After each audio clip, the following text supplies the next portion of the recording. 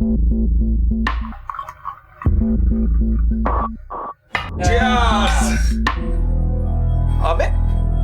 अबे चीयर्स करो ना, क्या हो गया? मुंह क्यों लटका रखा है? राकेश भाई, आपने बोला था कि हम लोग यहाँ कुछ धंधे का प्लानिंग करने आए। हाँ तो करेंगे ना, आओ दारू पियो। भाई आपने बोला तो हम लोगों ने कुछ पैसे भी जमा किए, लेकिन सुबह से हम नासिक में यहाँ वहाँ घूम रहे हैं बस। हाँ राकेश भाई, सारे पैसे तो दारू पी जा रहे हो, ये सब क्या है? आप रहने दो ये धंधा बंदा, आप बस हमारे पैसे वापस लौटाइए। क्या क्या बोला तुम? सही बोल रहा है, आप पैसे वापस करो, हम दोनों साथ में निकलते हैं। घंटा नहीं मिलता पैसा। राकेश भाई, मुझे मेरा पैसा वापस चाहिए। ओ बच्चा लोग शांत हो, ज्यादा मचमची। अरे हो गया ना यार खर्च, चलो एंजॉय करो, दारू पियो। मैंने कहा ना, मुझे मेरा पैसा वापस चाहिए। दीवार के अमिताभ बच्चन, जोश कहीं और दिखाना। जा, नहीं मिलता तेरा पैसा, उखाड़ दे, जो उखाड़। मेरी मेहनत का पैसा है, मैं भी देखता हूँ कैसे नहीं देता। साला मुझ पे हाथ उठाया तू, मुझ पे? अभी निकालता हूं तेरी एक। दोस्ती हमारी जिंदगी का एक अहम हिस्सा है। अक्सर हम अपने बुरे और अच्छे समय में अपने दोस्तों के साथ ही होते हैं, लेकिन अगर ये दोस्ती किसी गलत शख्स से हो जाए तो हम बहुत मुश्किल में भी फंस सकते हैं, क्योंकि बुरी संगत का असर बुरा ही होता है।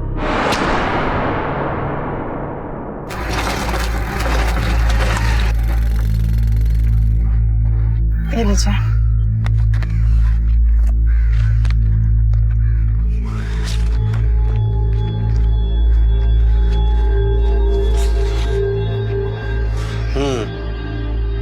नाम क्या है बेटे का? अमान सैयद। अमान सैयद, अच्छा। कब से गायब है? कल सुबह से घर से निकला है साहब, अभी तक लौट कर नहीं आया। जहां जहां से खबर निकलवा सकते थे निकाल ली, सबको पूछ लिया आस पड़ोस में, लेकिन किसी को कुछ नहीं पता साहब। उसका मोबाइल भी बंद आ रहा है। ठीक है, हम आसपास के पुलिस स्टेशन को खबर कर देते हैं। वैसे एक ही दिन हुआ है, शायद दोस्तों के साथ कहीं गया होगा, आ जाएगा। क्या हुआ अम्मी? क्या बोला पुलिस ने? कुछ तो बोलो। कुछ नहीं बोले कि कुछ पता चलेगा तो बता देंगे। क्या हुआ हमीदा बेन? क्या हुआ? चाची, वो अमान भाईजान का कुछ पता नहीं चल रहा है। अम्मी भी अभी पुलिस स्टेशन जाकर आई है। हमीदा बेन चिंता मत करो, सब ठीक हो जाएगा। चिंता कैसे नहीं करूं आशा, बड़ा बेटा लापता, छोटे बेटे की तबीयत खराब है। डॉक्टर साहब बोले इसकी किडनी खराब है, 5 से 7 लाख रुपए का खर्च आएगा। तो भी बोलो कपड़े सिल कर कितने रुपए जमा कर पाऊंगी मैं? कुछ समझ नहीं आता क्या करूं। हाय अल्लाह, इस अफरा तफरी में तुम्हारा सूट सिलना भूल गई। थोड़ा सा वक्त है तो मैं सूट तैयार कर दूंगी। अरे नहीं हमीदा बेन, कोई बात नहीं, कल परसों दे देना, मैं चलती हूँ, ठीक है? चिंता मत करना। तू फिक्र मत कर अम्मी, जब मैं ठीक हो जाऊंगा ना, मैं काम करूंगा, पैसा भी कमाऊंगा, फिर तुझे काम करने की कोई जरूरत नहीं पड़ेगी। हाय मेरा बच्चा, काश ये समझदारी तेरे बड़े भाई में भी होती।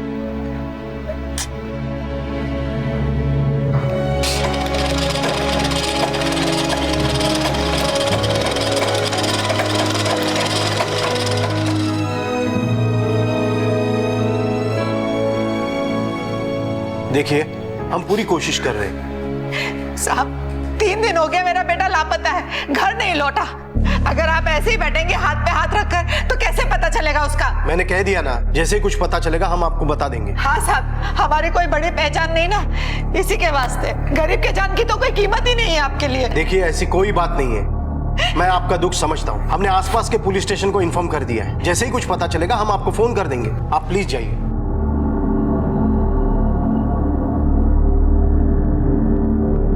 अरे अमान बेटा, वो करीम चाचा कह रहे थे कि तौफिक के फैक्ट्री में तुम्हारे लायक काम निकला है, उनसे जाके मिल लेना। अरे अम्मी, मैंने बोला था ना तुझे कि मुझे नौकरी नहीं करनी, मुझे अपना कारोबार सेट करना है। लेकिन बेटा, अपने कारोबार के लिए बहुत सारा पैसा लगता है, कहाँ से लाएगा इतना पैसा?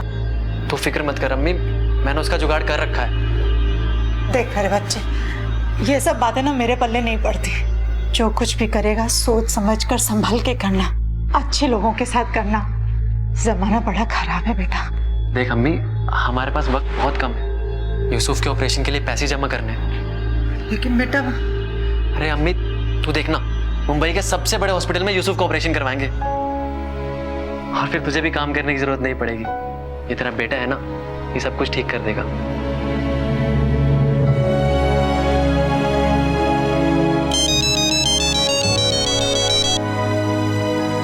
हेलो हमीदा सैयद बात कर रही? जी। आप तुरंत सरकारी अस्पताल आ जाइए, बॉडी की शिनाख्त करनी है।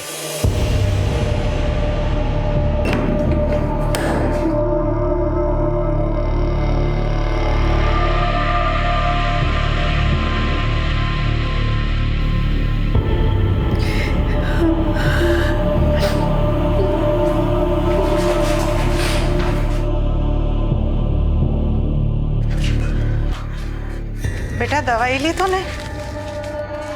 अम्मी भाई, कुछ मत पूछ बेटा। अल्लाह ऐसा दिन किसी माँ को ना दिखाए।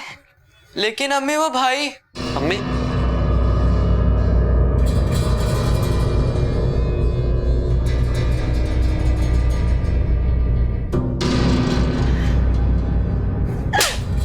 कहाँ चला गया था तू? बता के नहीं जा सकता था? कैसा है मेरा बच्चा? कितने परेशान हो गए थे हम लोग। ना 2 दिन से खाए ना पिए ना सोए।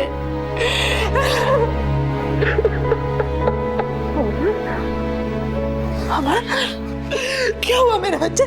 तू ठीक तो है ना? हाँ, तू रो क्यों रहा है? मुझे उन लोगों पर भरोसा नहीं करना चाहिए था। क्या हुआ? साफ साफ बोलना मेरे बच्चे, क्या हुआ? अम्मी वो राकेश, उसने मुझे लूट लिया। अम्मी जा, नहीं मिलता तेरा पैसा, उखाड़ दे जो उखाड़ना। मेरी मेहनत का पैसा है, मैं भी देखता हूँ कैसे नहीं देता। साला, मुझ पे हाथ उठाया तू? मुझ पे? अभी निकालता हूँ तेरी एक। तेरी माँ का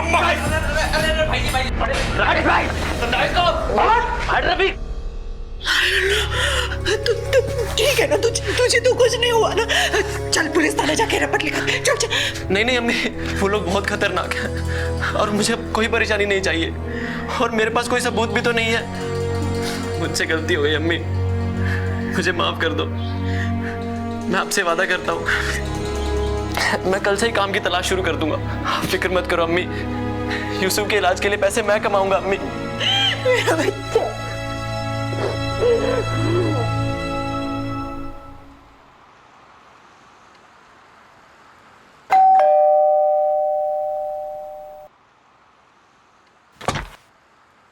अरे अमान, कैसे हो? मैं ठीक हूँ भाभी।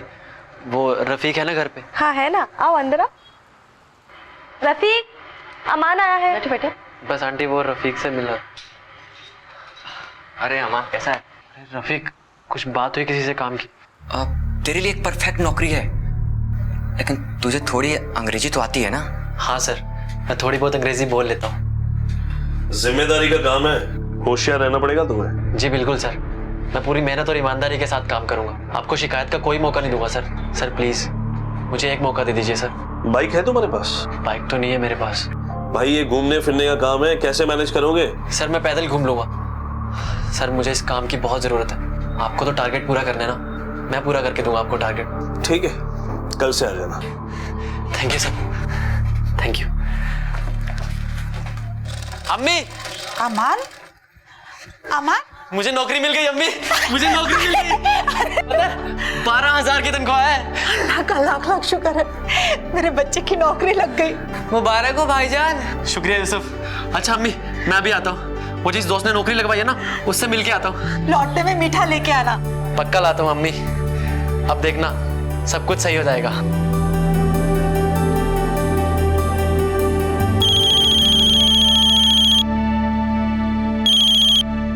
हेलो। हेलो हमीदा जी। भिवंडी में अमान नाम का एक लड़का चोरी करते हुए पकड़ा गया। आप जल्दी थाने आइए। लेकिन साहब, मेरा बेटा तो वापस आ गया। क्या आपने बताया क्यों नहीं? यहाँ हम आपके बेटे को ढूंढ रहे हैं। आप लोगों की वजह से ना पुलिस का टाइम खराब होता है। माफ कर दीजिए साहब, गलती हो गई।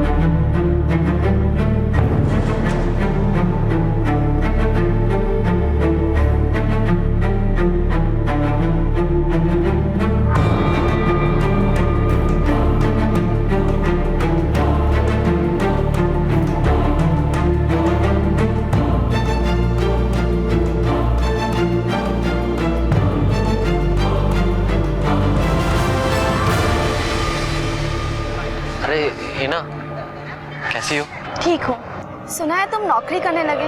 हाँ, अभी 3 हफ्ते ही हुए। अच्छा लगा सुनकर। वैसे अब तो तुम्हारे भाईजान को कोई प्रॉब्लम नहीं होनी चाहिए ना? पता नहीं। और तुम्हें? अरे हिना, सुनो तो।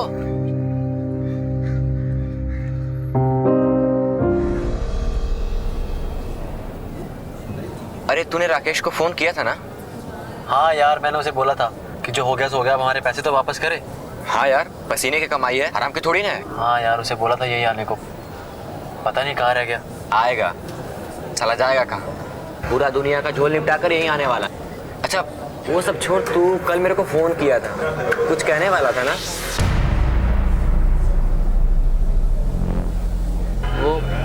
वो कुछ नहीं यार, बस ऐसे ही। अरे ऐसे कैसे नहीं, कुछ तो बात होगा ना। और भाई लोग? जमाल तू? हाँ मैं। अमान, मुझे तुझसे कुछ जरूरी बात करनी है। चला बात। मैं 1 मिनट में आता हूँ।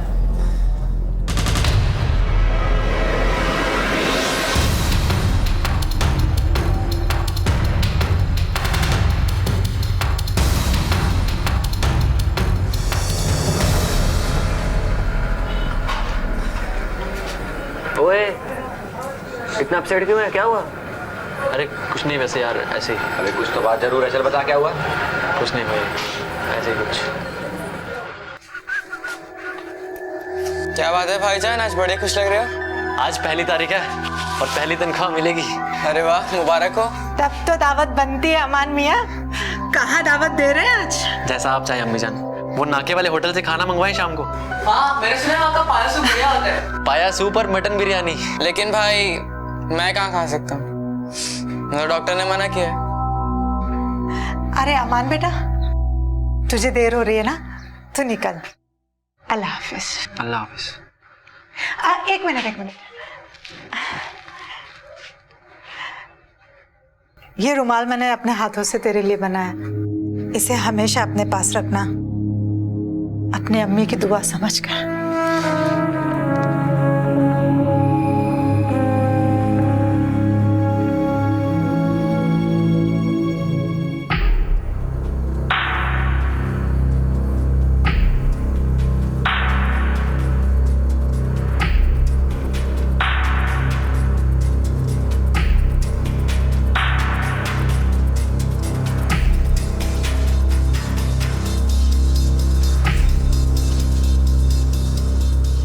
एक बार फिर से ट्राई करके देखिए, हो सकता है लग जाए।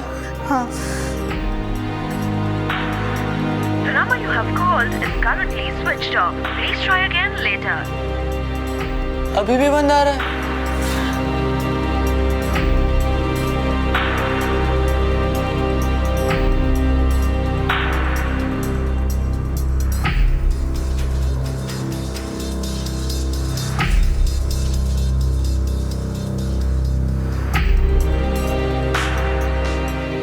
अम्मी आप चिंता मत करो, भाईजान घर वापस आ जाएंगे। हो सकता है कुछ दोस्त लेके गए हो पार्टी करने के लिए। अरे पार्टी करे चाहे कुछ भी करे, पर कम से कम अपना फोन तो चालू रखे। इंसान खबर ले तो ले कहाँ? मेरा तो जी बड़ा घबरा रहा है। अम्मी प्लीज। अमान बेटा,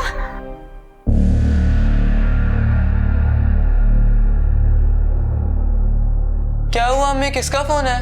अम्मी हम पुलिस स्टेशन से फोन था। बस भैया, ये लो भैया। अब तो सब क्या हुआ, क्या बात है? बेटी, कहाँ है आपका बेटा? साहब वो तो कल रात से घर नहीं लौटा। मैं बताता हूँ, फिर से भाग गया अपने दोस्तों के साथ, और इस बार इनका पैसा लेकर भागा है। ये अग्रवाल साहब है, जिनकी एजेंसी में आपका बेटा काम करता था। क्या कह रहे हैं साहब आप? जी हाँ, कंपनी का 70,000 रुपए लेकर भाग गया है वो। नहीं साहब, मेरा बेटा ऐसा नहीं कर सकता। कंप्लेंट की है इन्होंने। मेरा अमन चोर नहीं हो सकता, वो चोरी नहीं कर सकता साहब। देखिए, अगर उसने चोरी नहीं की है तो वो इस तरह घर से गायब नहीं होता, और वो भी मोबाइल ऑफ करके। मानती हूँ साहब कि उसका मोबाइल स्विच ऑफ आ रहा है। और वैसे भी आपके बेटे को तो आदत है बिना बताए घर से गायब रहने की। उससे कहिए भागने की कितनी भी कोशिश कर ले, ज्यादा दिन भाग नहीं सकता वो हमसे। आप जा सकती हैं।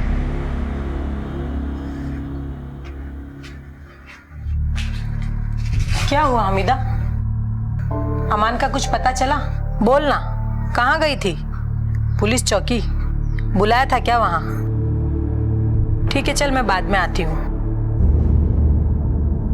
एक बात कहूँ, बुरा मत मानना। हाँ, वैसे एक बार कोई इंसान गलत संगत में आ गया तो उसका सुधरना मुश्किल हो जाता है।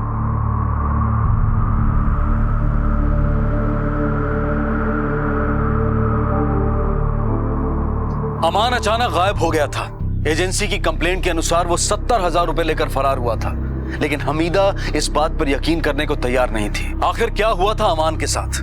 क्या वो सचमुच पैसे लेकर भाग गया था या फिर ये पूरा मामला कुछ और ही था? पुलिस के लिए ये सिर्फ एक चोरी का केस था। जिस एजेंसी में अमान काम करता था, उन्होंने भी इतने छोटे नुकसान के लिए पुलिस के चक्कर ना काटने का फैसला किया, लेकिन हमीदा के लिए तो उसका बेटा लापता हुआ था और वो अपनी उम्मीद छोड़ने को तैयार नहीं थी। मेरा बेटा साहब। बैठिए आप, मैं आता हूँ। साहब मेरा बेटा साहब। क्या हुआ? साहब 2 दिन से घर नहीं आया, मदद कर दीजिए साहब। अरे कदम, क्या लफड़ा इसका? अरे कुछ नहीं रे, इसका बेटा चोरी करके भागा है, लेकिन ये मानने को तैयार ही नहीं। अब भी 1.5 महीना पहले इसने मिसिंग कंप्लेंट लिखवाई थी, लेकिन 2 दिन में बेटा वापस आ गया। अरे गया होगा दोस्तों के साथ मजे मारने। इस बार तो बेटा भी गायब है और जहां पर काम करता था वहां से पैसे चुरा कर भागा है।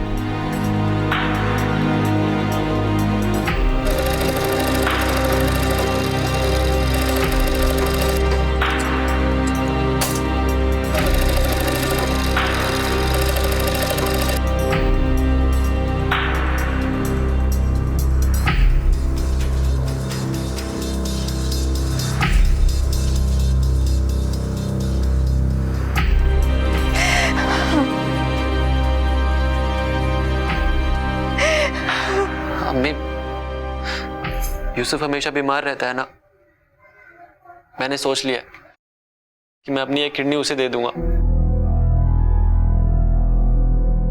ये तो कैसी बातें कर रहा है बेटा? सच में, वैसे भी मेरे पास 2 किडनी है ना, एक मेरे लिए और एक यूसुफ के लिए। नहीं बेटा, तेरे आगे अभी तेरी पूरी जिंदगी बाकी है। तुझे शादी करनी है, खूब काम करना है, खूब पैसे कमाने। लेकिन अम्मी, यूसुफ का ठीक होना भी तो बहुत जरूरी है। आप प्लीज किसी डॉक्टर से बात करो ना अम्मी, प्लीज अम्मी। अभी तेरी अम्मी जिंदा है, मैं हूं ना। अगर यूसुफ को किडनी देनी पड़ी तो मैं अपनी किडनी दूंगी। तो बस काम पे ध्यान दे। हाँ,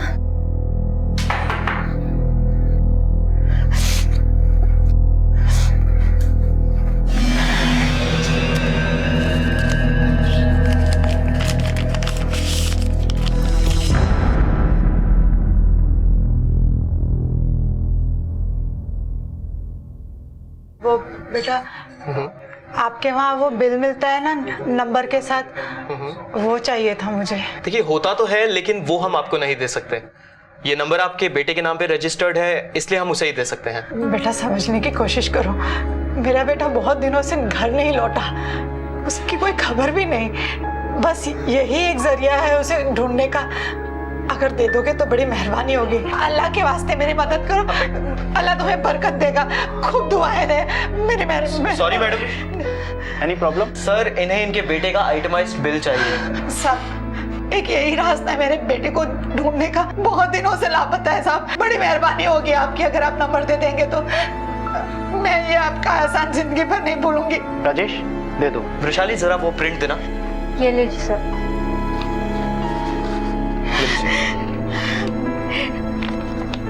अल्लाह तुम्हें सलामत रखे।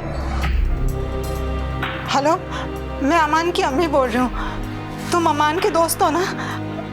बेटा उसका कुछ आता पता है तुम्हें? बहुत। हाँ ठीक है। यूसुफ, दूसरा नंबर बोल दो बेटा। अम्मी जान, ये नंबर लीजिए।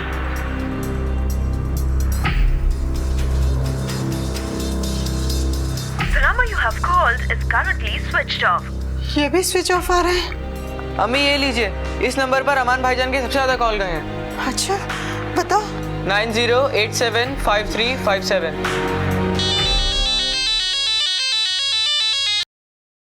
हेलो जावेद बात कर रहा हूँ। आप कौन? जावेद बेटा, मैं अमान की अम्मी बोल रही हूँ। तुम अमान के दोस्त हो ना? जी आंटी, लेकिन अमान कहाँ है? काफी दिनों से दिखा नहीं।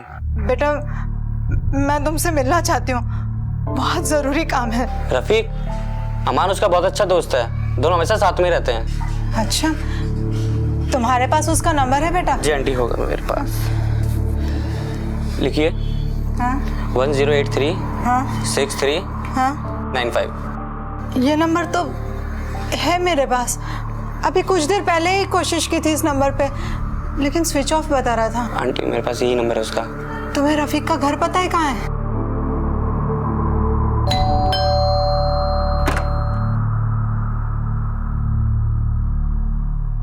जी, सलाम वालेकुम। रफीक घर पे है? 1 महीना हो गया, रफीक भाई का कुछ पता नहीं चल रहा। इसका मतलब है कि दोनों एक ही दिन से लापता हैं। हम दोनों अकेली औरत उसे कहाँ कहाँ ढूंढेंगे? एक बेटा तो पहले ही खो चुकी हूँ, अब इसका भी कुछ पता नहीं कहाँ छोड़ के चला गया। मुझे तो इसमें कुछ गड़बड़ लगती है। हमें पुलिस स्टेशन जाकर पुलिस को बताना चाहिए। हर माँ को अपना बच्चा सही लगता है, लेकिन आप लोगों के बच्चे अभी भी कहीं आवारागर्दी कर रहे होंगे। नहीं नहीं साहब, ऐसा नहीं है। मेरा बेटा अमान, वो बदल चुका है साहब, वो तो नौकरी करने लगा था। आप रफीक की माँ हैं? जी साहब। आपके घर में कौन कौन है? वो मेरे घर में मैं और मेरे बड़े बेटे की बेवा सलमा ही है, और मेरा रफीक बेटा तो। साहब, वो रफीक और अमान दोनों बहुत करीबी दोस्त हैं और दोनों 1 महीने से लापता है। साहब, मेहरबानी कीजिए, आप रपट लिख लीजिए ना साहब। मैंने कहा ना आपसे, गुमशुदा की रपट लिखिए। क्या हुआ कदम? साहब, क्या प्रॉब्लम है इनकी? मेरा बेटा और इनका बेटा दोनों बहुत करीबी दोस्त हैं और दोनों 1 महीने से गायब हैं। मैं साहब को कह रही हूँ कि गुमशुदा होने की रपट लिख लें, लेकिन साहब वो रपट नहीं ले रहे साहब। क्यों कदम, रिपोर्ट क्यों नहीं लिख रहे इनकी? सर, पिछले दिनों इन्होंने मिसिंग कंप्लेंट लिखवाई थी। इनका बेटा आवारा है, 2 दिन बाद घर वापस आ गया और जहाँ पर काम करता है वहाँ से 70,000 की चोरी करके भागा है। साहब, लेकिन अब तो 1 महीना हो गया, मेरा बेटा घर नहीं लौटा साहब। साहब, आप खुद सोचिए ना साहब, एक बेटा अपनी माँ को, अपने बीमार छोटे भाई को छोड़कर 70,000 रुपए लेके क्यों भागेगा साहब? बताइए ना साहब। ठीक है, हम कोशिश करते हैं। राने, देखो क्या केस है। ओके सर, बैठ जाइए।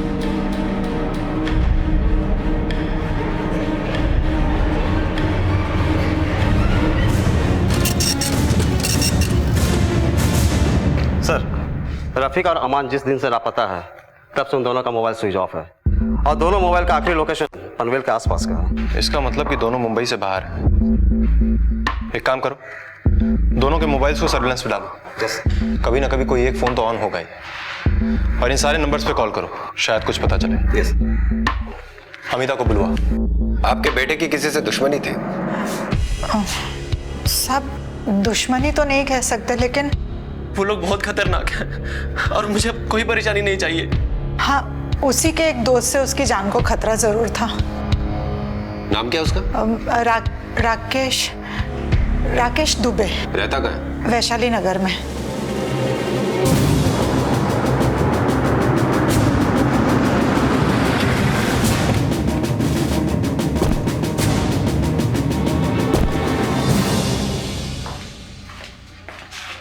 अमान और रफीक का? मुझे क्या पता सर। इतना सवाल करेगा ना तो हाथ पैर तोड़ के गले में टांग दूंगा। बता, अमान और रफीक का? नहीं मालूम साहब, मुझे मालूम नहीं है? चल अच्छा, ये बता कि अमान के साथ क्या लफड़ा था तेरा? कोई लफड़ा नहीं था साहब, दोस्त है मेरे।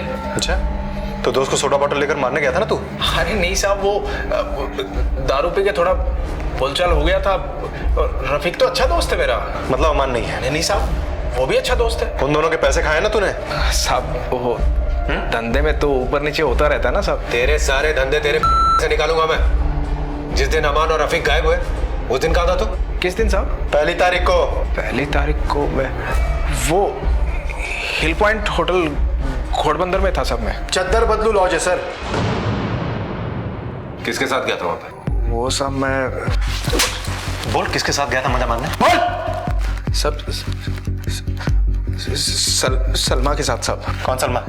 वो रफीक मेरा दोस्त, उसकी भाभी है साहब, बेवा है। उसके भाई के मरने के बाद मेरा और उसकी भाभी का आपस में प्यार हो गया था साहब। रफीक को मालूम है इसके बारे में? नहीं साहब, मैं बताने वाला था उसको। और अमान को? उसको मालूम है साहब, वो उसने पकड़ लिया था हमें।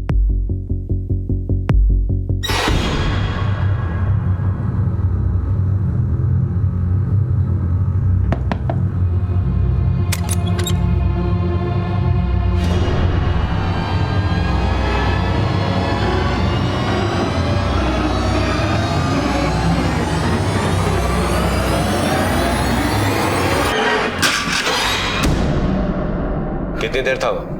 कहाँ साहब? उस लॉज में? साहब वो सुबह 10 बजे से रात को 8 बजे तक था। सच बोल रहा है ना? साहब झूठ क्यों बोलूंगा साहब? Sir 1 minute sir. सर अमान का मोबाइल किसी हिना नाम की लड़की के बहुत सारे फोन आए हैं। इस हिना को पुलिस स्टेशन बुलवाओ और उस लॉज के सीसीटीवी फुटेज चेक करो। देखो ये राकेश सच बोल रहा है कि नहीं। Okay sir. कब से जानते हो अमान को? काफ़ी दिनों से सर। मैं और अमान एक दूसरे को पसंद करते थे, लेकिन वो कुछ कामकाज नहीं करता था, इसलिए मेरे घर वालों को ये सब मंजूर नहीं था और मैंने भी उससे लगभग बात करना बिल्कुल छोड़ दिया था। और फिर जब वो काम करने लगा तब? जब वो नौकरी करने लगा तो हमने फिर से अपने रिश्ते के बारे में सोचने लगे थे। वैसे अब तो कोई प्रॉब्लम नहीं होगी ना तुम्हारे घर वालों को मनाने में? बिगड़ी हुई इमेज को सुधारने के लिए वक्त लगता है अमान। तो ले ले वो अपना वक्त, और हमारे पास भी बहुत टाइम है, और तब तक शायद मेरी नौकरी भी पक्की हो जाए। अभी सैलरी 12,000 है, तब तक शायद 20,000 हो जाए। ये ख्याली पुलाव पकाना ना बंद कर दो और अपने काम की तरफ ध्यान दो। सच बताओ है ना, जब से तुमसे मिलने लगा हूं ना, सिर्फ तुम्हारे बारे में सोचता रहता हूँ। लेकिन क्या इस बार तुम्हारे घर वालों को तुम्हारे और अमान के रिलेशनशिप के बारे में कोई अंदाजा था? नहीं सर, हमारे रिलेशन के बारे में किसी को कुछ पता नहीं था और उस दिन उसकी सैलरी आने वाली थी। हम लोगों ने बाहर जाने का प्रोग्राम भी बनाया था, लेकिन वो आया ही नहीं। सर मुझे नहीं लगता कि वो 70,000 रुपये के लिए ये सब कुछ करेगा, क्योंकि वो जितना कमा रहा था उसमें बहुत खुश था। ठीक है, तुम जाओ, कुछ और पूछना होगा तो हम तुम्हें फिर बुलाएंगे। राणे साहब, ये राकेश मुझे कुछ ठीक नहीं लग रहा है। लेकिन सर शक की कोई गुंजाइश भी नहीं है, वो सच कह रहा है। तुमने उस लॉज की सीसीटीवी फुटेज ठीक से चेक की थी? यस सर, लॉज के सीसीटीवी फुटेज के मुताबिक वो पूरे दिन सलमा के साथ ही था।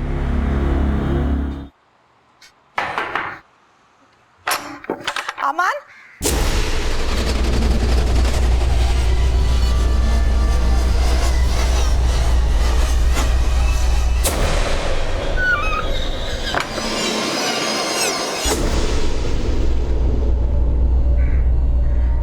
चिट्ठी आई है। दिखा, पढ़ तो। आपके नाम की है। मुझे कौन लिखेगा खत? देख तो किसकी है। क्या लिखा है बेटा? अमान भाईजान की चिट्ठी है। अमान की? क्या लिखा है मेरे बेटे ने? कैसा है मेरा बच्चा? कहाँ है वो? पढ़ना क्या लिखा है, जल्दी पढ़। अम्मी जान मुझे ढूंढना मत, मैं जहाँ भी हूँ बहुत खुश हूँ। आपका अमान।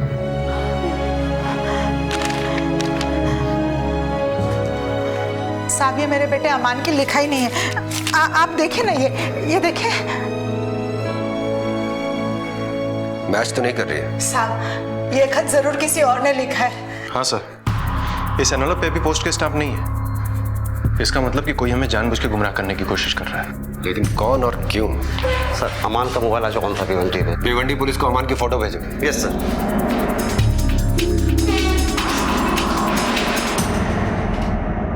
महज 12,000 रुपए की तनख्वाह पर काम करने वाले अमान को भला कोई क्यों अगवा करेगा? लेकिन रफीक और अमान गए कहां थे या उन्हें भेजा गया था? और वो कौन था जो पुलिस की तहकीकात को गुमराह करना चाहता था? पुलिस इन सारे सवालों के जवाब ढूंढ ही रही थी कि खबर से इस कहानी में एक नया मोड़ आ गया।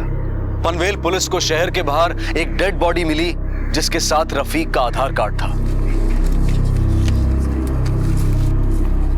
सर बॉडी रफीक की है, ये रहा उसका आधार कार्ड। राणे सर, हो सकता है कि अमान और रफीक के बीच किसी बात पे झगड़ा हो गया और इसलिए अमान ने रफीक को मार दिया। हाँ सर, और सर झगड़े की वजह ये हो सकती है कि अमान ने रफीक को सलमा और राकेश के अफेयर के बारे में कुछ बताना चाहा और इस बात पे रफीक को गुस्सा आ गया और झगड़ा शुरू हो गया। लेकिन सवाल अब भी वही उठता है कि अमान है कहाँ? राणे, मुझे लगता है ये केस जैसा दिख रहा है वैसा है नहीं। अमान 70,000 रुपए लेकर भागता है, फिर उसके घर पे एक चिट्ठी आती है जो उसकी हैंडराइटिंग में नहीं है, और फिर रफीक की मौत होती है। कुछ तो है जो मिसिंग है, कुछ तो है जो हमें ढूंढना है। सर, अमान की मोबाइल फिर से स्विच ऑन हुआ था पुणे में। कोई फोन किया गया उस फोन से? नहीं सर, कोई फोन नहीं, कोई कॉल नहीं, कोई मैसेज नहीं। एक काम करो सर, राकेश के पीछे अपने खबरी को लगा दो, मुझे उसकी हर मूवमेंट की खबर चाहिए। Okay sir. चलो। रफीक की बॉडी मिलने के बाद यह मामला और भी पेचीदा हो गया था। अमान को गायब हुए लगभग 1.5 महीना बीत चुका था, लेकिन उसके बारे में अब तक कोई खबर हाथ नहीं लगी थी। क्योंकि अमान और रफीक एक साथ लापता हुए थे, इसलिए उनके एक साथ मारे जाने की पॉसिबिलिटी को नकारा नहीं जा सकता था। लेकिन अमान के मारे जाने के बारे में भी कोई पुख्ता जानकारी नहीं मिल पाई थी। ये केस अब एक कोल्ड केस होने के रास्ते पर चल रहा था, लेकिन पुलिस उम्मीद छोड़ने को तैयार नहीं थी। इस पूरे मामले में उनका सबसे ज्यादा शक राकेश पर था। पुलिस ने राकेश और इस मामले से जुड़े हर शख्स पर कड़ी नजर रखना शुरू कर दिया।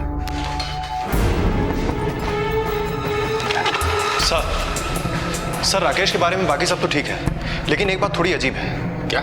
उसके पास एक नहीं बल्कि 2 मोबाइल फोन है, और एक मोबाइल फोन वो कभी कभी और छुप के इस्तेमाल करता है। राणे सर, पता नहीं क्यों पर शुरू से मुझे ऐसा लग रहा है कि राकेश हमसे कुछ छिपा रहा है। Yes sir. तुमने उस लॉज की सीसीटीवी फुटेज ठीक से चेक की थी ना? राकेश पूरा दिन वही था? हाँ सर, लॉज के रजिस्टर के मुताबिक मैंने चेक इन और चेकआउट टाइम की फुटेजेस देखी थी। नहीं राणे, मुझे उस लॉज के उस पूरे दिन की सीसीटीवी फुटेज चाहिए। Okay sir.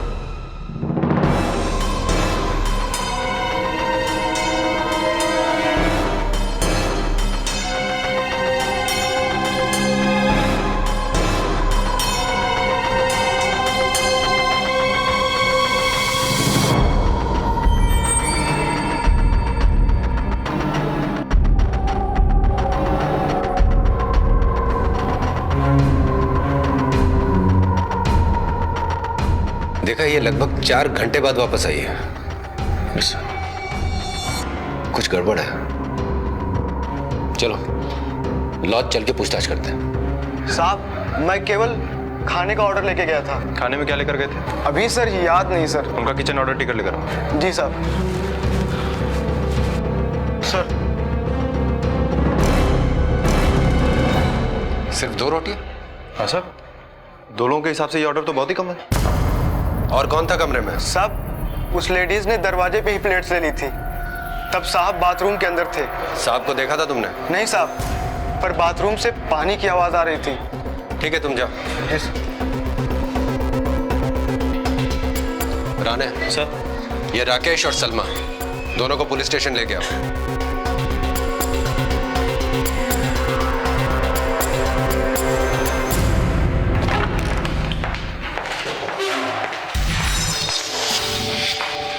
अपने और राकेश के नाजायज रिश्ते के लिए तुमने अपने देवर का कत्ल करवा दिया। नहीं साहब, ये सच नहीं है। देखो, राकेश ने हमें सब सच बता दिया और उसने हमें कहा है कि तुमने ही उसे रफीक को मारने के लिए कहा था। नहीं साहब, झूठ बोल रहा है वो। मैंने तो बस क्या? हाँ, क्या? बोलो। सर, उस दिन प्लान के मुताबिक मैं अम्मी को झूठ बोलकर घर से निकली थी। मैं और राकेश मिलने वाले थे। अम्मी, मैं चलती हूँ, मुझे आते आते देर हो जाएगी। अमान साले हमेशा रोते रहता है। हाँ, आज पहली बार तुझे तनख्वाह मिली है, मुझे पार्टी चाहिए बस। अरे रफीक यार, आज नहीं यार, आज मुझे 3 कस्टमर्स के पास और जाना है, और फिर आज का कलेक्शन 70,000 का है, वो भी कंपनी में जाके जमा करना है। क्या बात है अमान मियाँ, हाँ तू तो बहुत बड़ा आदमी बन गया। सारे जेब में 70,000 रुपए लेके घूम रहा है। अरे कहाँ यार, मेरे थोड़ी ना, कंपनी के है, तुझे तो पता ही है यार। अच्छा चल, अभी मैं रखता हूँ यार। चल मिलता हूँ, ओके बाय। सलमा, बुर्का पहन के क्यों नहीं आई? कहा था ना बुर्का पहन के आना। पता है कैसी जगह है वो? तुम भी ना बहुत टेंशन लेते हो। बुर्का बैग में है बाबा, पता है ना, अम्मी को झूठ बोलकर आई हूँ। तुम भी ना।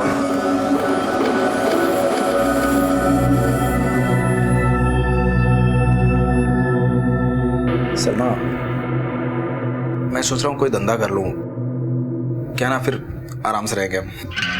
राकेश, अमान को तो जानते हो ना तुम? हाँ, क्यों, क्या हुआ? मैं सोच रही थी तुम ना उसके जैसे कोई नौकरी कर लो।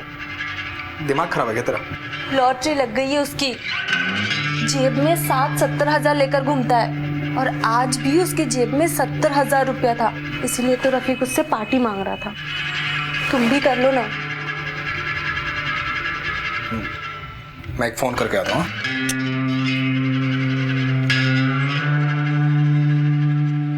हाँ रफीक, यार वो तेरे और अमान के पैसे लिए थे ना 20-20 हजार रुपए धंधे के लिए, वो देने हैं यार।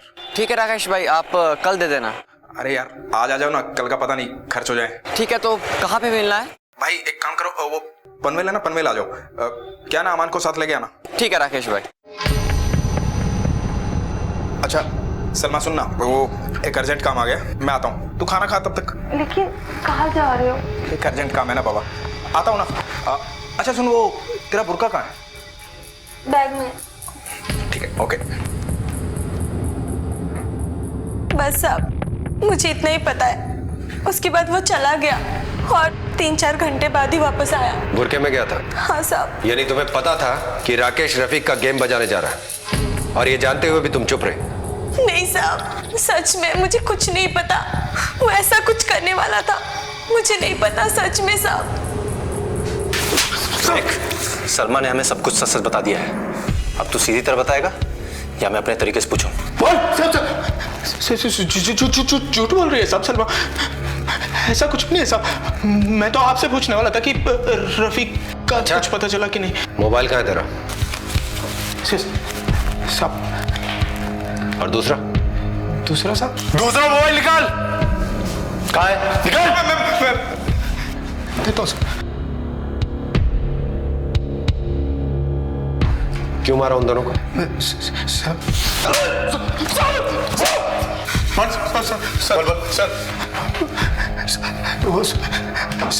वो रफीक का काटा निकालना था साहब। वो मुझे डर था कि अमान रफीक को मेरे और सलमा के बारे में बता देगा। साहब मेरे पास काम धंधा नहीं है साहब, थोड़े से पैसे की जरूरत थी, तो उस दिन अमान के पास 70,000 रुपए थे साहब, तो मैं उसके लिए वहाँ गया था साहब। वो और जमाल को भी अमान से अपना बदला लेना था साहब, इसलिए जमाल को साथ ले लिया। ये जमाल कौन है? हीना का बड़ा भाई है साहब। अरे राकेश भाई, वो पैसे। हाँ पैसे चाहिए ना तेरे को? जी हाँ देता हूँ ना पैसे। लाया ना अमान? पैसे लाया ना अमान? अरे रफीक भाई, राकेश भाई आपने यहाँ देखा पैसे है ना इसमें? राकेश भाई, राकेश भाई, राकेश भाई, राकेश भाई, राकेश भाई इसमें ऑफिस में क्या कर रहे हो?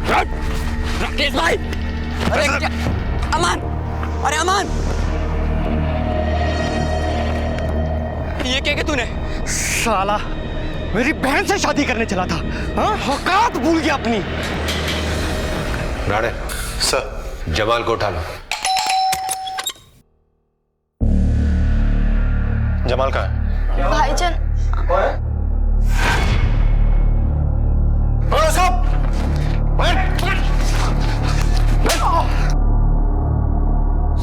साहब वो मेरी बहन से मेल जोल बढ़ा रहा था। मेरी बहन के आसपास दिखना भी मत तू। जमाल, मैं हिना से सोचना भी मत। इसीलिए जब राकेश ने मुझसे अमान और रफीक को खत्म करने के प्लान में शामिल होने की बात की तो मैं मान गया। मैं तुम दोनों को छोड़ूंगा नहीं, मैं सबको बताऊंगा। सब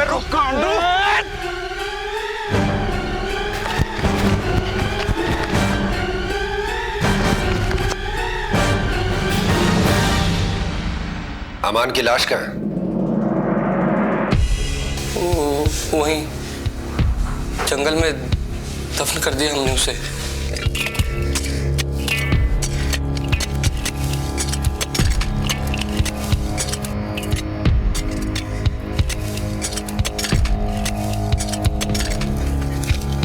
सर ये इस रुमाल को पहचानती हैं आप?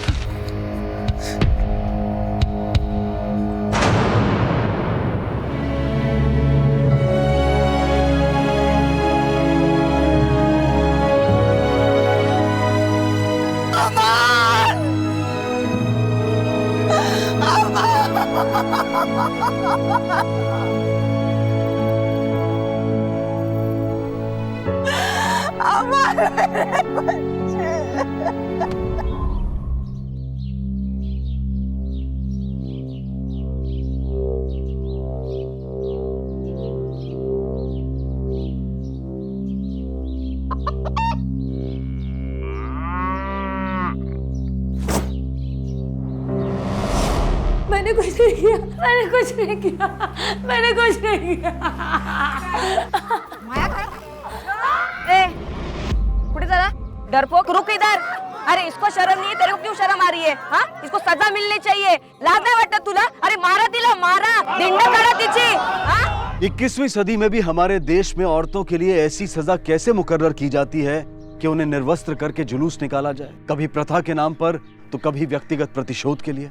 यत्र नारयस्तु पूजयन्ते रमन्ते तत्र देवता, यानी कि जहां नारी की पूजा होती है वहां देवता बसते हैं।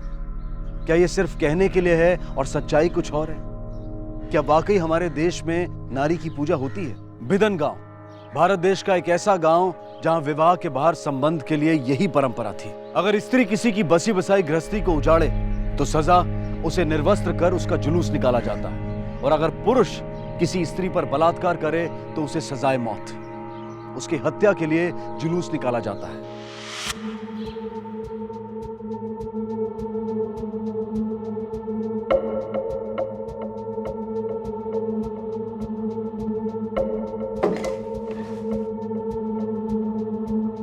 भागवत, क्या देख रहे हो? कुछ नहीं मैडम, वो पास वाले गांव में एक औरत का जुलूस निकला, उसी का वीडियो। औरत का जुलूस दिखाओ, अरे दिखाओ। एक मिनट।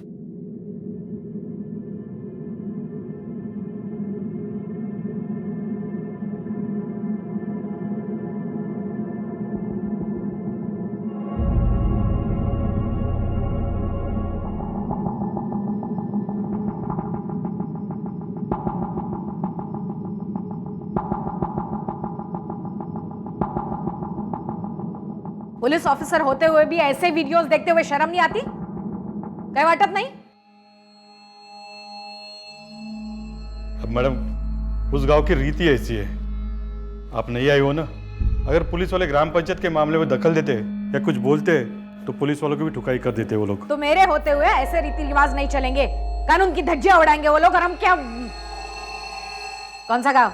बिधन गांव। गाड़ी काढ़ा। चलो रे।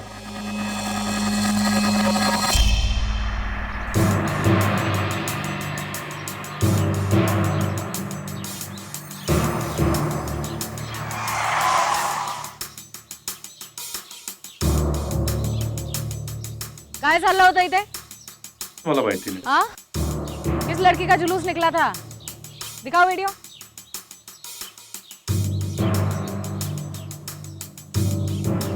नहीं देखा है? अरे ये कौन है लड़की? क्या मालूम मैडम, इधर का तो नहीं है। एरिया तो इधर का ही है। जुलूस निकला है इस लड़की का, कौन है ये लड़की? इधर तो कुछ हुआ ही नहीं मैडम। मैडम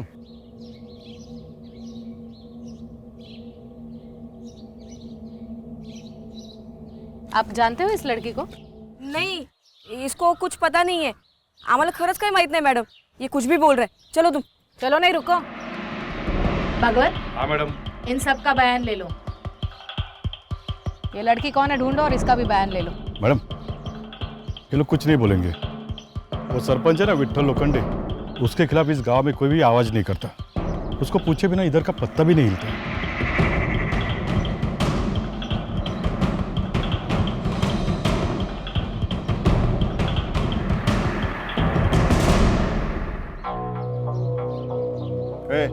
वाटी खाली दिसत नाही का? जा धान लेके आ। क्या देख रही है?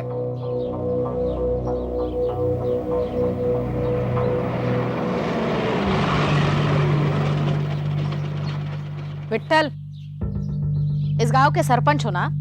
गांव के कानूनी व्यवस्था की जिम्मेदारी आपकी है, तो एक लड़की को नंगा घुमाकर शांति से खाना खा रहे हो आप? ए चंद्या, अरे बाई ना खुर्ची दे ना। हो बाबू। हाँ बोलिए मैडम, आप क्या बोल रही थी मुझे समझ में नहीं आया। अच्छा, एक औरत के साथ? औरत नहीं, उल्टा है मैडम। अब दूसरे मर्द के साथ सोएगी तो गांव चुप बैठेगा क्या? गांव की इज्जत का सवाल है। अब आ गया भीड़ को गुस्सा, परंपरा है हमारी। अब बोलो, आप क्या खाओगी? ए चंदू, भाभी को बोलना मस्त कोमड़ी बनाना। पुलिस वाले घर आए, मैडम गांव में पहली बार आई है। खातिरदारी करवाने नहीं, खबरदार करने आई हूँ। इस गांव में परंपरा के नाम पे जो नंगा नाच चल रहा है ना, वो अब नहीं चलेगा। दोबारा किसी औरत के साथ इस तरह से बर्ताव हुआ ना, तो पूरे गांव के सामने तुम्हारी परेड करवाऊंगी और सीधा डाल दूंगी अंदर। ए भाई, तेरे को दाल लाने को बोलता ना, खाने के टाइम पे राडा करती है।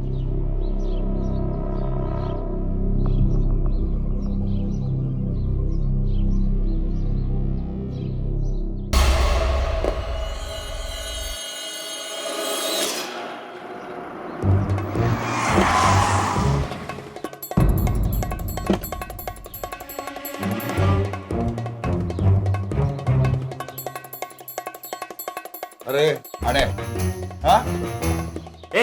अरे बस, नेतागिरी करना चाहता है, समाज सेवक बनना चाहता है। सुना तो भाषण देने वाला था। हाँ? भाव, अब जो गलत है वो गलत ही रहेगा ना। वो औरत जिसके साथ सोई थी उसको सजा क्यों नहीं? गलती सिर्फ औरत की होती है क्या? और इस तरह से एक औरत को नंगा करके जुलूस निकालना, ये कहाँ का न्याय है भाव? विट्ठल लोखंडे को तू न्याय सिखाएगा? कौन है तू? वकील है उसका? देख श्याम, अपनी औकात में रहना, बाल काटना, चंपी करना और घर जाना, नहीं तो तेरे को भी ऐसा नंगा करके घुमाऊंगा एक दिन, गांव से लेके तालुका तक। पुलिस भी कुछ नहीं कर पाएगी मेरी, समझा? चल रहा है?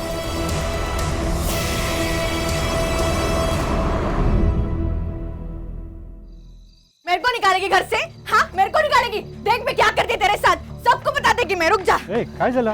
पूछ तेरे बाइको से, ज्यादा शानी बन रही है मेरे सामने। क्या हुआ, बोल तो। ए दादा, तू क्या कर रहा है इधर खड़ा रह के? हाँ, चल अंदर चल, जाना है उसके पीछे पीछे। हाँ,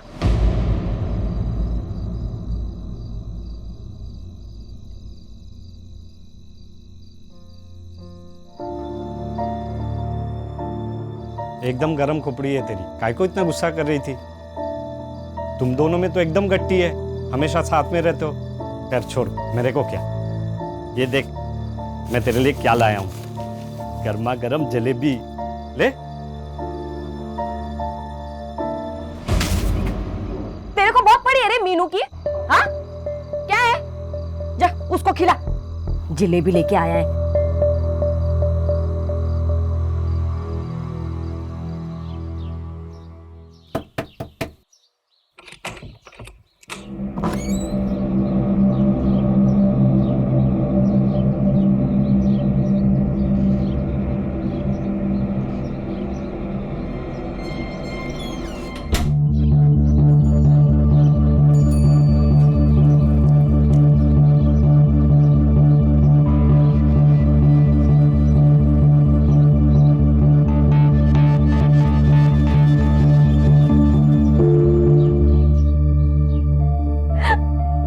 कितने दिन के बाद है? किधर था तू? हाँ?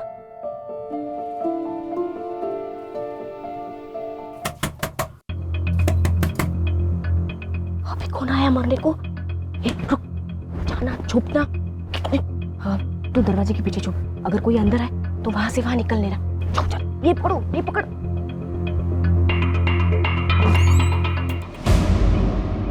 तू क्या है? अरे मैं वो आधार कार्ड भूल गया, आज पंचायत में दिखाने का है। रुक रुक, इधर ही रुक, मैं ला के देती है। अभी घर साफ किया है, तू गंदा कर देगा। इधर ही रुका। ठीक है।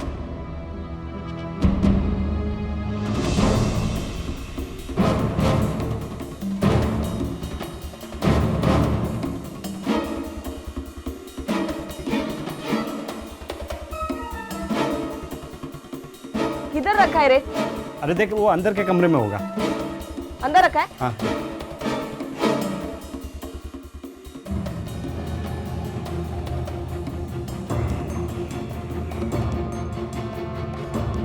अरे नहीं मिल रहा है, किधर रखा रे?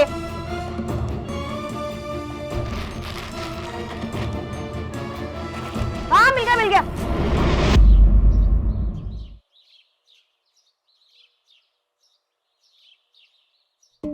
ये ले जा, कुछ भूला तो नहीं ना? वापस मत आना। वो मेरे को नींद आ रही है, मेरे को सोने का, ठीक है? ठीक है, तू सो जा। सुन ना, शाम को मटन लाऊं क्या? मेरे को काट और खा जा।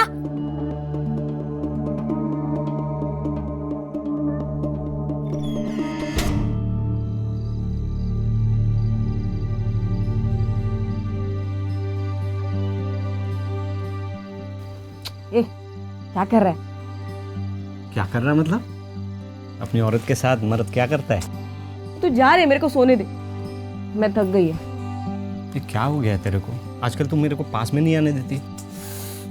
क्या है रे? हा? तुम आदमी लोगों को ना सिर्फ एक चीज चाहिए औरत से, बस। ये तेरे को मैं क्या ला के दूं कि तू खुश हो जाए?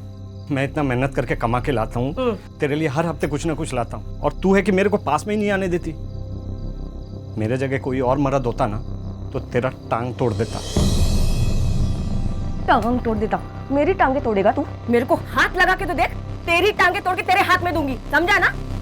निकल यहाँ से, मेरे को सोने नहीं देगा तू। अपने मर्द को तू घर से बाहर निकाल रही है? मर्द?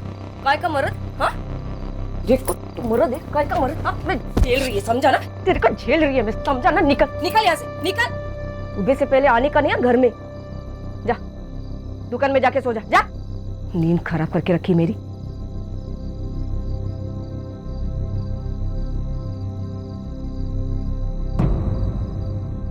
श्याम अपनी पत्नी से बहुत प्यार करता था और उससे प्यार चाहता था, लेकिन श्याम की पत्नी रत्ना उससे नफरत करती थी और उसे एक पल के लिए भी चैन से नहीं जीने देती थी। रत्ना के संबंध किसी और से थे, श्याम को इसका अंदाजा नहीं था। तो क्या ऐसे में श्याम को भी किसी और से रिश्ता जोड़ लेना चाहिए था? हालांकि उसके बारे में ऐसा कोई सोच भी नहीं सकता था।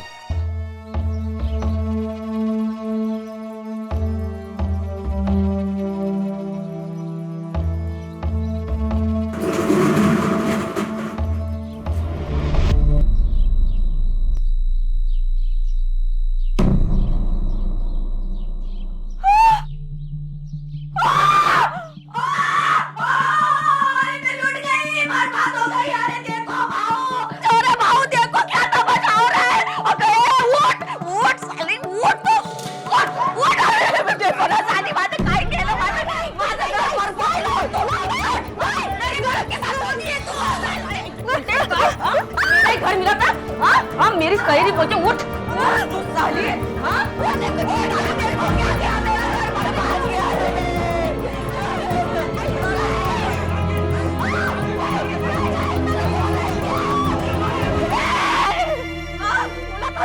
बोला था ना इस कुतिया से दूर रहना। रे कुतिया नहीं है, नागिन है, नागिन। दस लिया रे, बर्बाद हो गई मैं।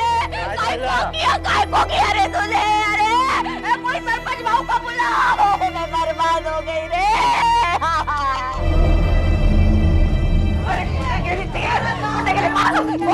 हाँ नागिन, अरे बहुत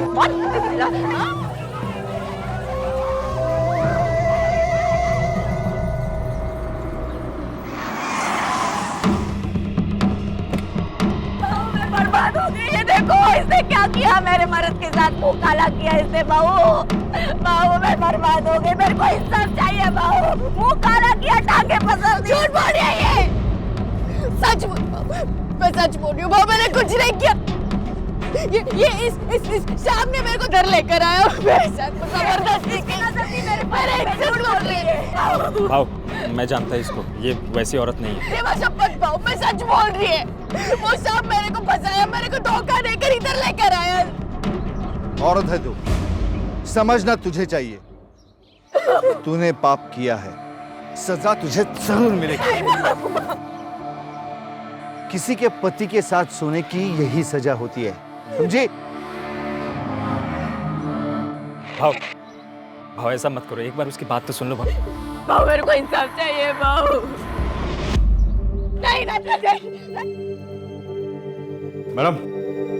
मैडम बिधान गांव में फिर से किसी औरत का जुलूस निकाला गया। क्या? चलो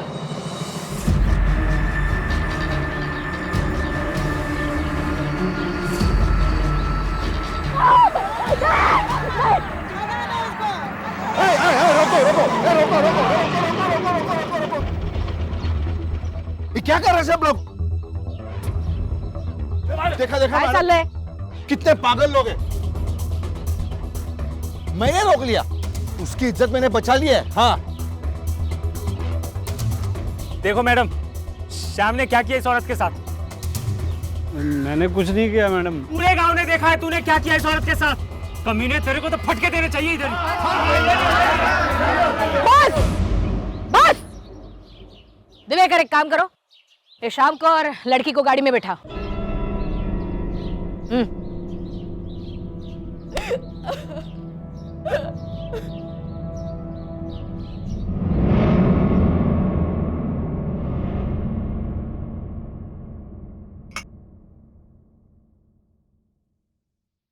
मीनू अब डरो मत, सच सच बताओ तुम्हारे साथ क्या हुआ। ताई, सुबह, एकदम सुबह 4 साढ़े 4 बजे शाम मेरे घर आया। अरे शाम तुम? मीनू, रत्ना की तबीयत बहुत खराब हो गई है, मेरे को कुछ भी समझ में नहीं आ रहा, तू चलना मेरे साथ। ठीक है, चलती हूँ।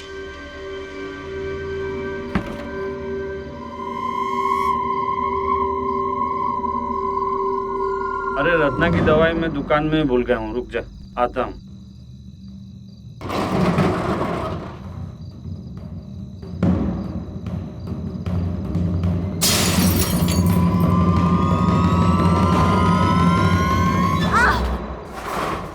और मेरे साथ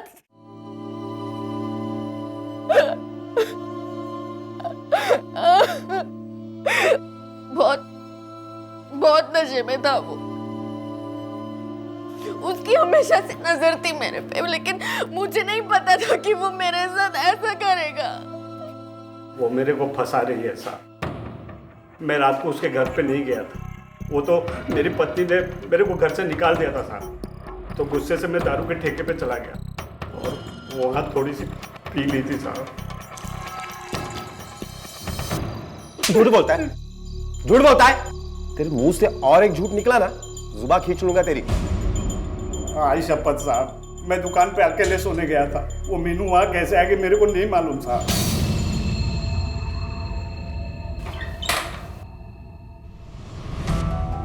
झूठ बोल रहा है वो।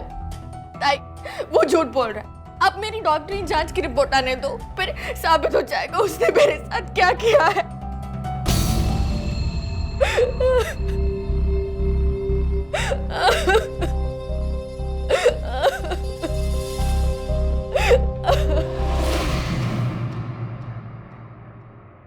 मैडम, मैडम ये रही मीनू की मेडिकल रिपोर्ट, और मैंने उस दारू के अड्डे पर भी पूछताछ की। शाम वही था रात भर। इस रिपोर्ट को देख के लगता तो नहीं मीनू पर बलात्कार हुआ हो। शरीर पर जबरदस्ती के कोई निशान नहीं, सेक्सुअल एक्टिविटी है। हो सकता है दोनों की मर्जी से एक दूसरे के साथ संबंध किया हो। और मैडम ये शाम की रिपोर्ट से पता चलता है कि उसके खून में शराब के साथ साथ ड्रग्स की मात्रा भी पाई गई है। दिवेकर एक काम करा, ती मुलगी, क्या नाम उसका? मीनू। मीनू मीनू मीनू ने जो कहानी हमें सुनाई उसके बारे में शाम की दुकान के आसपास पूछताछ करो। हो सकता है किसी ने कुछ तो देखा होगा। Okay ma'am.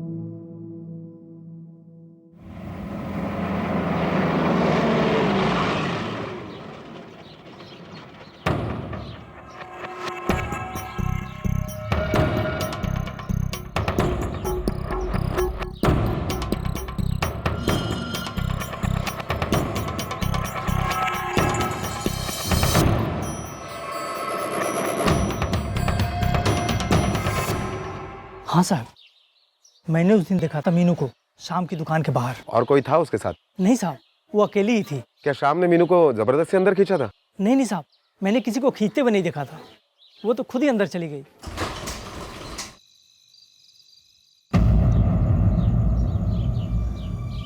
भाव, अंदर की खबर है क्या?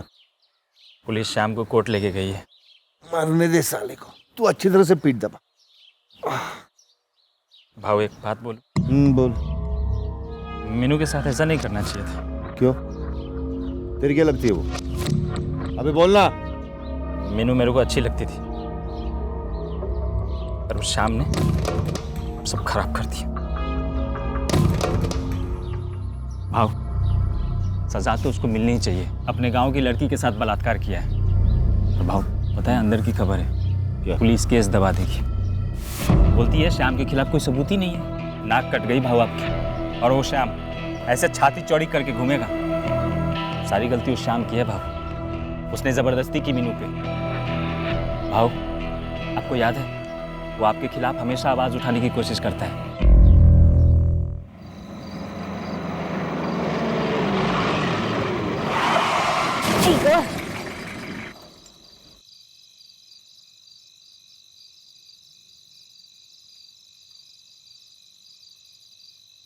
दिवाकर, जाते वक्त एक खड़ा नहीं था, लगता है बनाया गया है। क्या हुआ गायकवाड़? मैडम गाड़ी खराब हो गई है, देखता हूँ।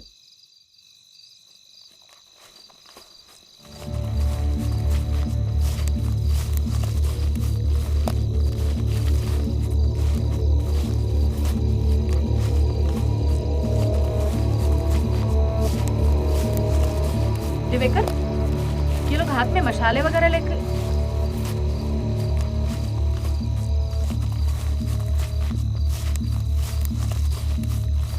ये तो हमारी तरफ बढ़ रहे हैं। गाड़ी का क्या हुआ? दिवेकर, यहां से भी?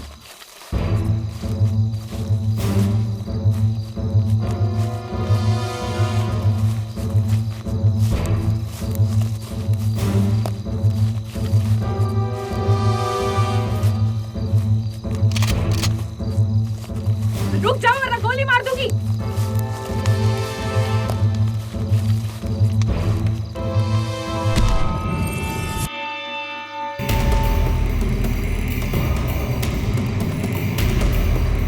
शाम की लाश का पेड़ पर टंगे मिलना जैसे पुलिस को, व्यवस्था को एक चुनौती थी। गांव वालों की नजर में उन्होंने एक मुजरिम को सजा दी थी। किसी ने भीड़ को उकसाया और भीड़ जज बन बैठी। फैसला हो गया, सजाए मौत।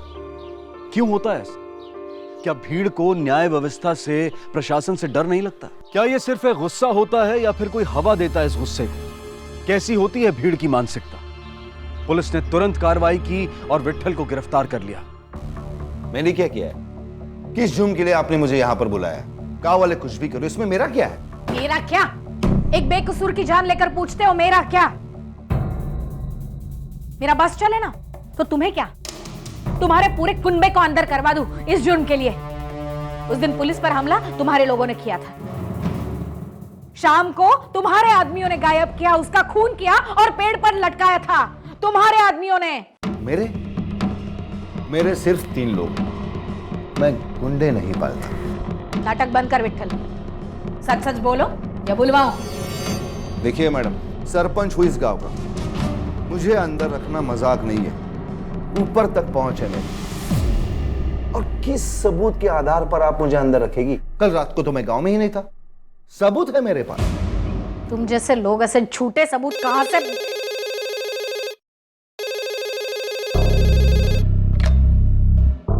Hello hello sir. Yes sir. लेकिन सर मैं तो सिर्फ पूछताछ करने की नहीं। Okay sir.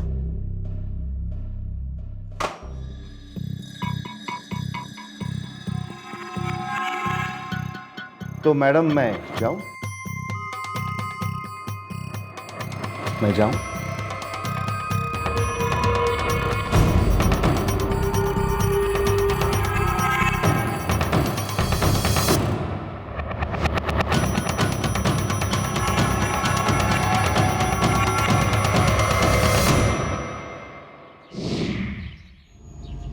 मीनू, तुम्हें तो खुशी हो रही होगी। तुम पर बलात्कार करने वाले को गांव ने मौत की सजा दे दी। हाँ? अच्छा ही हुआ मर गया। हाँ, बलात्कार किया था ना। छीना झपटी हुई होगी, दर्द हुआ होगा, चोट आई होगी। हाँ, बहुत जोर से पटका था। अभी भी कमर में दर्द हो रहा है। झूठ, बिल्कुल झूठ। ये रही तुम्हारी मेडिकल रिपोर्ट विच सेज तुम पर बलात्कार हुआ ही नहीं था। तुम खुद गई थी शाम की दुकान पर अपनी मर्जी से अकेली। शाम ने तुम्हारे साथ बलात्कार किया ही नहीं था। शाम पर झूठा इल्जाम क्यों लगाया था? ताई, आप भी तो औरत हो ना, आप बोलो, कोई औरत ऐसे बात में झूठ बोलेगी क्या? ये बोलेगी क्या कि मेरे साथ बलात्कार हुआ है? मुझे तो गांव वालों ने नंगा करके सजा भी दे दी और आप बोल रही हो मैं झूठी हूँ। शाम को तुमने झूठे आरोप में फंसाया, यह भी कानूनी जुर्म है और तुम झूठ बोल रही हो ये तुम भी जानती हो। शाम की मौत में तेरा कोई हाथ निकला ना तो पुलिस से तुझे कोई नहीं बचा सकता।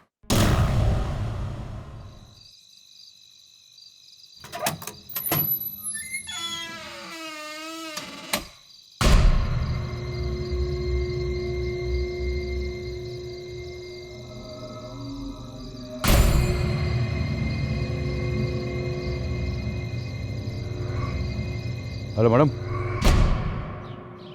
ठीक है सर। तो मैडम क्या है मैडम, तो सुबह सुबह बुला लिया मेरे को। हाँ रे, मीनू के साथ क्या चक्कर है तेरा? रात को छुप छुप के मिलता है उससे? अरे नहीं मैडम, वो किसी ने गलत खबर दिया रहेगा आपको। क्या बात कर रहा है? हाँ कल रात को तो गया था विट्ठल की गाड़ी लेके मीनू से मिलने। नहीं मैडम। नहीं गया? नहीं मैडम मारो मत, मैं बोलता हूँ ना मैडम। क्या?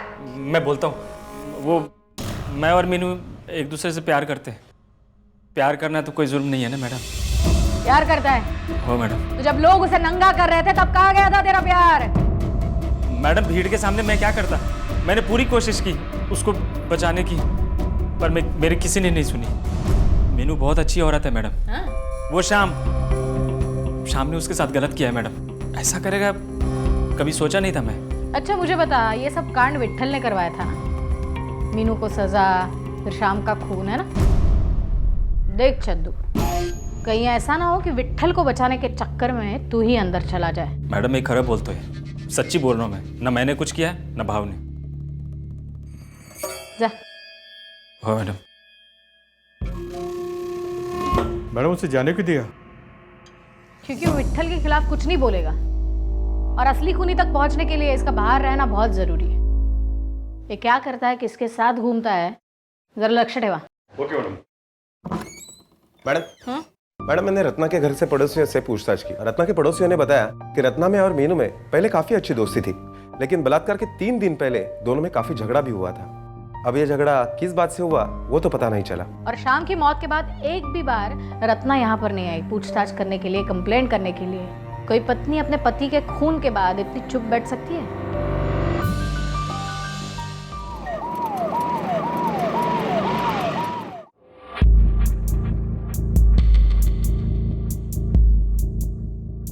अच्छा रत्ना ये बताओ, तुम्हारा पति मर गया फिर भी एक भी बार पुलिस स्टेशन नहीं आई तुम? उसने मुंह काला किया किसी के साथ, वो जिए मरे मेरे को क्या? कोई भी हिंदुस्तानी औरत जिसका पति कैसा भी हो उसको आखिरी बार देखने के लिए, अंतिम संस्कार करने के लिए जरूर आती है। तुम एक भी बार नहीं आई और ऐसे जी रही हो जैसे बाजू वाले का पति मर गया हो। और तुम्हारी वो दोस्त, क्या नाम है उसका? मीनू। मीनू, बहुत गहरी दोस्ती थी तुम्हारी, अचानक से झगड़ा हो गया। किस बात से हुआ था झगड़ा? अरे वो बेशरम मेरे पति पे डोरे डालती थी, फांस लिया था मेरे पति को। इसी बात को लेकर झगड़ा हुआ था हमारा, लेकिन अपना ही सिक्का खोटा निकला। किसी को क्या बोलने का।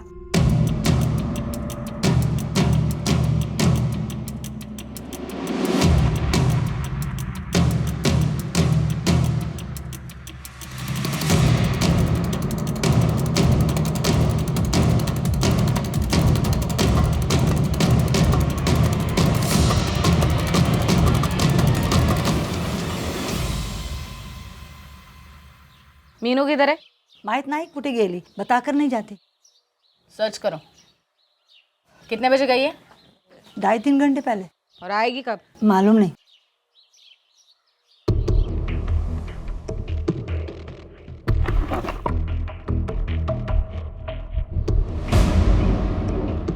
मैडम लॉटरीचे तिकीट। ये टिकट तो सेम दुकान से है।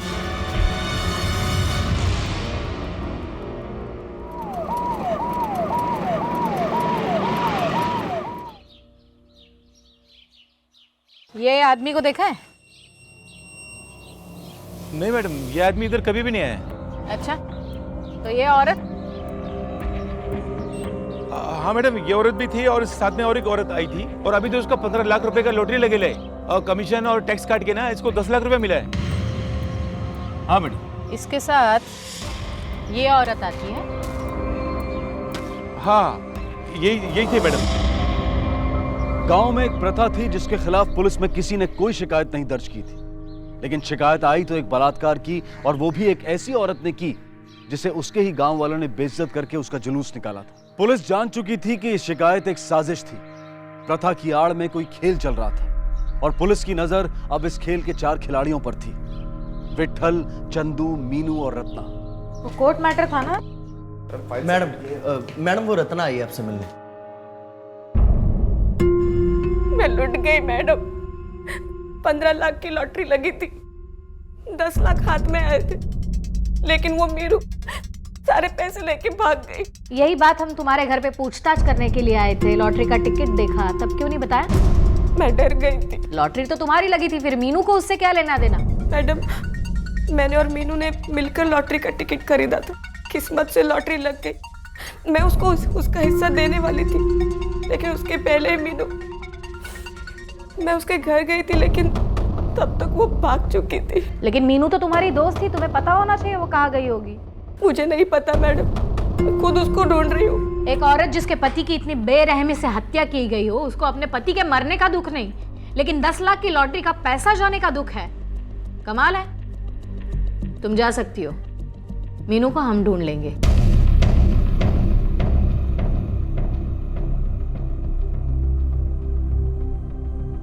दिवेकर, इस पर नजर रखना। साजिश का एक चित्र पुलिस के सामने आया था, लेकिन अभी वो धुंधला था। कुछ कड़ियां एक दूसरे से जुड़ी नहीं थी। लॉटरी के टिकट का रहस्य अब भी नहीं खुला था। हर कोई अपनी अपनी कहानी कह रहा था, लेकिन सच कुछ और था। उन चारों संदिग्ध में से किसी एक का खुलकर सामने आना जरूरी था। 1 महीना बीत चुका था।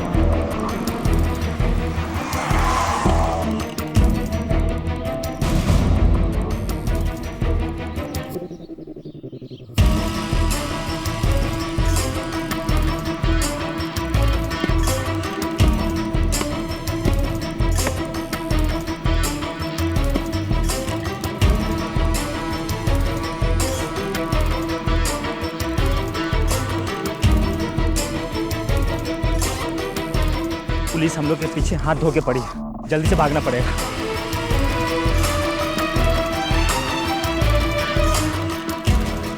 इस बैग का क्या करेंगे?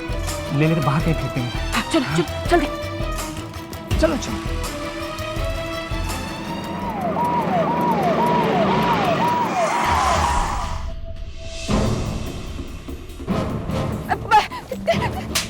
भाग रही थी। कांस्टेबल, चेक करो बैग में क्या है। नहीं।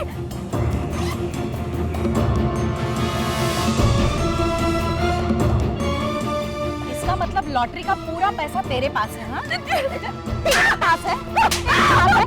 तो मीनू कहाँ पर है ये भी तुझे पता होगा? मुझे नहीं पता। मीनू,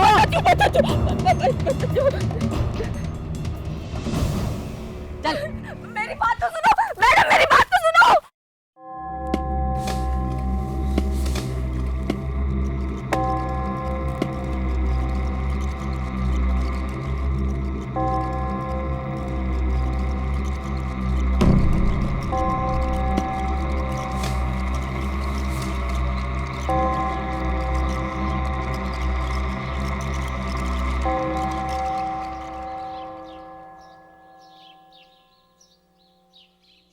मारा था मीनू को? क्यों मारा था? हाँ?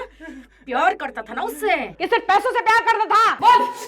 मैडम, वो मैं रत्ना से प्यार करता था, मीनू से नहीं। वो रत्ना को लॉटरी लगी और मीनू पैसे के लिए पीछे पड़ गई।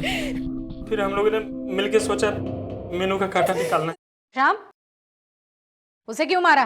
वो बोला मीनू का हिस्सा दे दे, इसलिए उसको मरवा दिया और सोचा कि ये पैसे लेके हम दोनों बांट। फिर हम लोगों को एक मौका मिला। क्या पागल हो गई है क्या? मैं क्यों तेरे पति के साथ सोऊं? अरे मीनू तू समझ नहीं रही है, शाम को अपने रास्ते से हटाने का यही एक रास्ता है, वरना पैसे हमको मिलेगा ही नहीं। देख, हम शाम को बलात्कार में फंसा देंगे, हाँ? उसके बाद पैसे हम तीनों में बांट लेंगे ना। अरे पर मेरे को तेरे पति के साथ मुंह काला करते देखेंगे तो मेरे को घुमाएंगे नंगा। अरे मीनू में तेरा साथ देगी ना, मैं सबको बोलेगी कि खोट मेरे पति में है, इसमें मीनू को कोई गलती नहीं है। तुमने मीनू के साथ धोखा किया, उसे कहा कुछ और, किया कुछ और। लेकिन एक बात समझ में नहीं आई, उस रात शाम के दुकान तक मीनू पहुंची कैसे? मेरे मर्द को दारू पीने की आदत थी, चंदू ने चुपके से शाम की शराब में नशे की दवा मिला दी। मैं, चंदू और मीनू उधर ही थे और हमने दोनों को अंदर बंद कर दिया। बाकी का काम मीनू ने किया। और फिर सुबह होते ही तुम दोनों ने हंगामा करके पूरे गांव को जमा कर दिया। ओ मैडम, जब पुलिस को रेप वाली बात झूठ लगने लगी, मीनू पे शक होने लगा। उसने हम दोनों को परेशान करना शुरू कर दिया। तूने तो मेरे को धोखा दिया रे। मेरे से बोली थी कि भाऊ के सामने मेरे को बचाएगी, शाम मरेगा, पर तू तो चाल चली रे मेरे साथ। आइक, मला काही नहीं ऐकायचंय। अब मुझे लॉटरी का पूरा पैसा चाहिए, पूरा। और फिर तुम दोनों ने मीनू को भी रास्ते से हटा दिया। रत्ना, किधर है पूरा पैसा?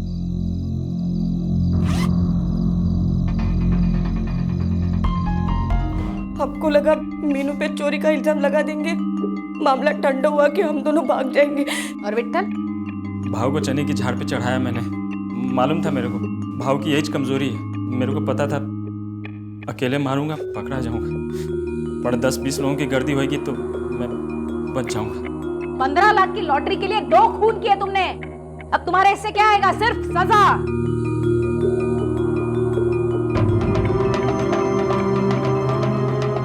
बहुत ऊपर तक पहुंच है ना तेरी, अब लगा जिसको फोन लगाना है उसको।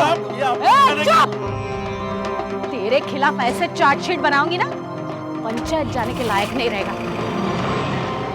भीड़ सोचती नहीं, भेड़ बकरियों की तरह हाँकी जाती है। भीड़ को बस उकसाना होता है, प्रथा, धर्म या जाति की इज्जत के नाम पर, और फिर भीड़ राक्षस हो जाती है। भीड़ जुट जाती है इंसाफ करने में, और कोशिशों के बावजूद भी व्यवस्था उनके खिलाफ कोई कदम नहीं उठा पाती। अच्छे काम के लिए भीड़ जमा करना मुश्किल होता है, लेकिन गलत काम के लिए भीड़ जल्दी ही जमा हो जाती है। और विट्ठल इसी मानसिकता का फायदा उठाता था। विट्ठल गांव की पुलिस भी था और जज भी, और उसकी इसी बात का फायदा उठाकर उसके ही एक साथी ने अपने निजी स्वार्थ के लिए उसे भी इस्तेमाल किया और प्रथा को भी। अब मैं अनूप सोनी आपसे विदा लेता हूं, फिर मुलाकात होगी अगले एपिसोड में एक और चौंका देने वाले केस के साथ। तब तक अपना और अपने परिवार का ख्याल रखें और देखते रहें क्राइम पेट्रोल डायल 100। सबक एक को सीख हम सबको। जय हिंद। क्राइम पेट्रोल्स के और भी दिलचस्प कहानी देखने के लिए हमारे चैनल को सब्सक्राइब करें और बेल आइकॉन दबाना न भूलें।